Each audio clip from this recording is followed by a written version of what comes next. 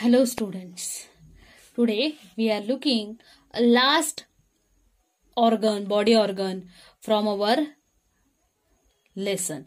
That is from lesson number 11, a look inside the body. We are learning about what is meant by internal organ, external organ. Then we learning about the esophagus, म्हणजेच अन्ननलिका आपल्या शरीरामध्ये present असते ते. Then we are learning about what are the different cavities which are present in our body. Then we are learning most important part of a life of our body is heart. Then now we are learning a next internal organ, that is lungs. About the lungs, which is very helpful in the breathing process. Lungs म्हणजे त्याला मराठीमध्ये काय बोलतात? फुफ्फुसे. मराठीमध्ये त्याला फुफ्फुसे म्हणतात. So this is a internal organ present in our body. Now we are looking more information about it. That is lungs. When we breathe in, we take air in through the nose. जेव्हा आपण breathe in म्हणजे श्वास घेतो त्यावेळी आपण हवा कशाच्या मदतीने आतमध्ये घेतो? Using the nose. And nose is our external organ.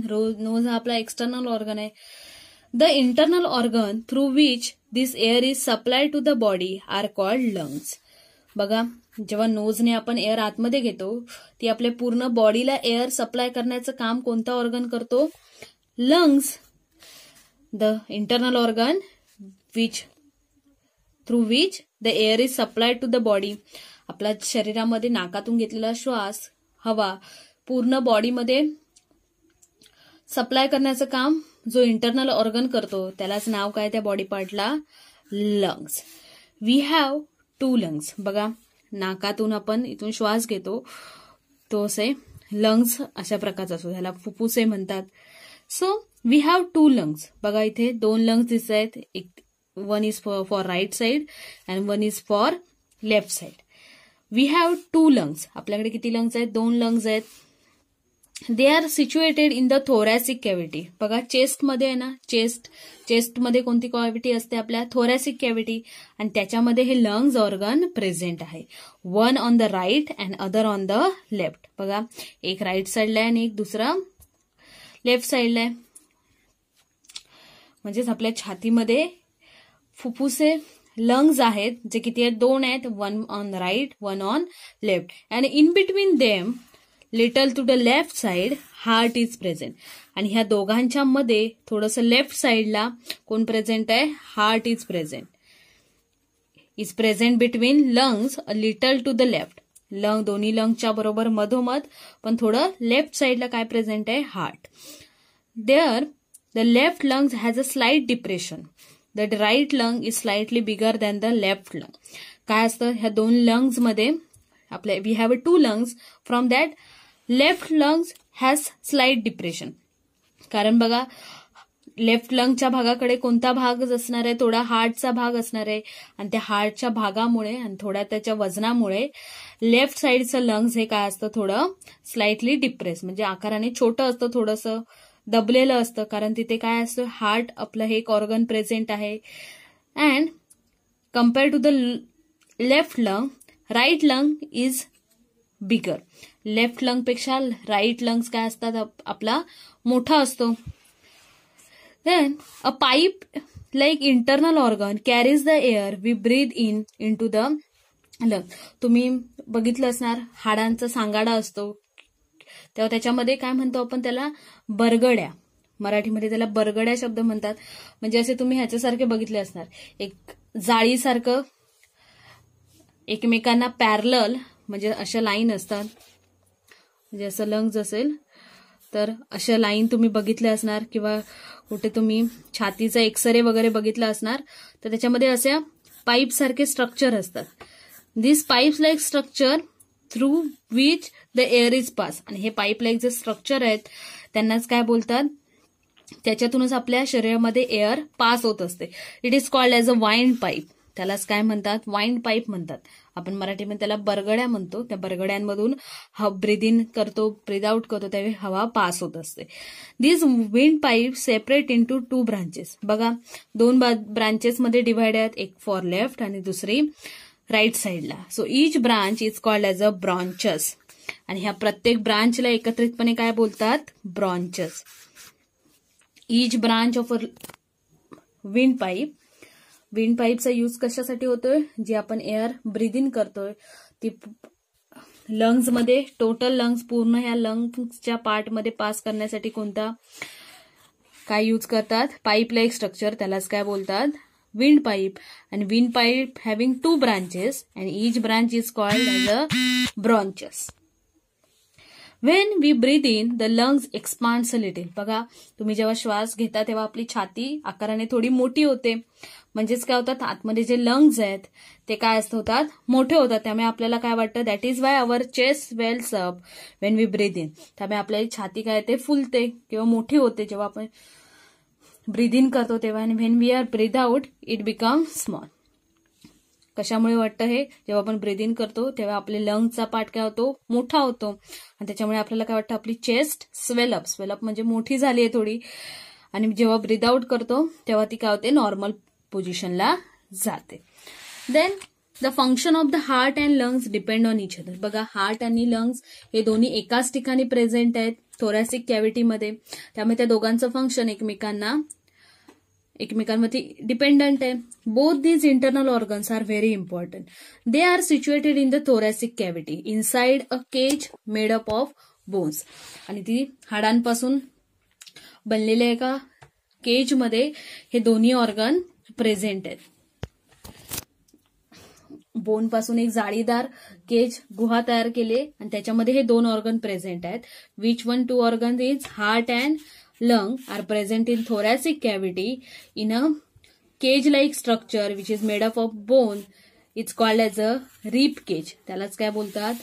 rib cage. And that is why they are safe and secure. आणि त्यामुळेच काय आपलं heart and lungs are very secure because of this rib cage which is present in the thoracic cavity. This is all about lungs, which is very helpful in the process of breathe in, breathe out. Now we are looking a most important part of a human body, that is the brain. Without a brain our body is useless. So the brain is situated in the cranial cavity. Look at the cranial cavity, where is present? It is present in the head. आणि head मध्येच आपला मेंदू असतो. So मेंदू आपल्या बॉडीचा जो brain आहे तो कुठल्या कॅव्हिटीमध्ये प्रेझेंट आहे? Our brain is situated in the cranial cavity and is a very important internal organ. It controls all that we do. आणि आपल्या सर्व ऍक्शन, आपले सर्व कामे, सर्व ऑर्गन कंट्रोल करण्याचं काम कोण करतं? This brain. It is in the brain we become aware of emotions such as anger, joy, sorrow, etc. म्हणजे एखादं इमोशन आहे, आनंदी, दुःख, राग येतो, हे सगळे इमोशन्स कंट्रोल करण्याचं काम कोण करतं? Brain. The meaning of information collected by our sensory organ is also understood in the brain. आपण जी काय सेन्सरी ऑर्गन कडून आपल्याला, म्हणजे आपण साखर टेस्ट केली तर आपला कोणता सेन्सरी ऑर्गन वर्क करणार आहे? टंग. टंग काय करणार? सांगणार की तू मी साखर टेस्ट केले, पण साखर कशी असते? गोड. This information we are getting from the brain. So this information collected by sensory organ is understood by our brain and this that gives us a action. बघा, एखादी गोष्ट गरम आहे तर जर तुम्ही हात लावलात तर त्या गरम गोष्टीवरून हात आपल्याला पुन्हा रिटर्न घ्यायचा आहे. हे सेन्स केलंय कोणी? आपल्या सेन्सरी ऑर्गन स्किनने. आणि त्याच्यावरती कोणती ऍक्शन करायची? This is decided by the brain. So all our body actions are controlled by the brain. So injury to the brain can make one disable for life. त्यामुळे बघा, ऍक्सिडेंटमध्ये जर आपल्या डोक्याला, मेंदूला मार लागला तर आपली लाईफ डेंजरमध्ये, माणूस डेथ पण होऊ शकते. It can even cause a death. बघा, जर डोक्याला जोराचा मार लागला ऍक्सिडेंटमध्ये किंवा कोणत्याही गोष्टीमुळे तर माणूस काय मरूही शकतो. हेच the brain needs to be totally protected and that is the function of the shell or casing form by the skull around it. त्यामुळे हा ब्रेन सगळ्यात इम्पॉर्टंट पार्ट असल्यामुळे तो सिक्युअर आणि सेफ असणं गरजेचं आहे. So that is why it is present in the shell or casing form by the skull around it. त्यामुळे आपल्या डोक्यावरती जी कवटी आहे त्याच्यामध्ये हा मेंदू सेफ असतो आणि जर त्यालाच मार लागला तर काय होऊ शकतो? आपण डेथही होऊ शकते. So we have to always keep care to avoid a accident and to get enjoyed our brain. त्यामुळे आपण मेंदूला आपल्या मार लागणार नाही अशा प्रकारे काळजी घ्यायची आहे. So we are looking about a brain that is which is present in our cranial cavity present in the head and it is safe and secure into a shell or casing formed by the skull around it. So this is all about our body and so it is very complicated. बघा body मध्ये खूप साऱ्या गोष्टी आपण बघितल्या, lungs, then heart, then esophagus, then different types of cavities, vessels, brain, all these parts are present in our body. So this body structure is a very complex. बघा खूप गुंतागुंतीचं स्ट्रक्चर आहे आतमध्ये. There are a larger number of organs inside our. Except all these things, there are another different organs, more organs are there which perform very different functions smoothly. हे सोडून अजून पण आपल्या शरीरामध्ये बरेच इंटरनल ऑर्गन आहेत जे आपलं वेगवेगळ्या फंक्शनिंग करत असत. So it is very interesting to learn about all these organ and which that we have to learn in to a further standard. आपण आता सर्व बेसिक बघितलेत. अजून आपल्या बॉडीमध्ये कोणकोणते ऑर्गन असतात that we have to learn in to a further standard. So in this lesson we are learning about the brain, then lungs, then heart, then esophagus, all about this internal organ, and all these organs are internal organ present in the different cavities which are present in our body. Then we are looking what is meant by internal organ, then what is meant by external organ, then what is meant by this sensory organ. So all is about our body and this is a very important knowledge that we have to always know. Thank you.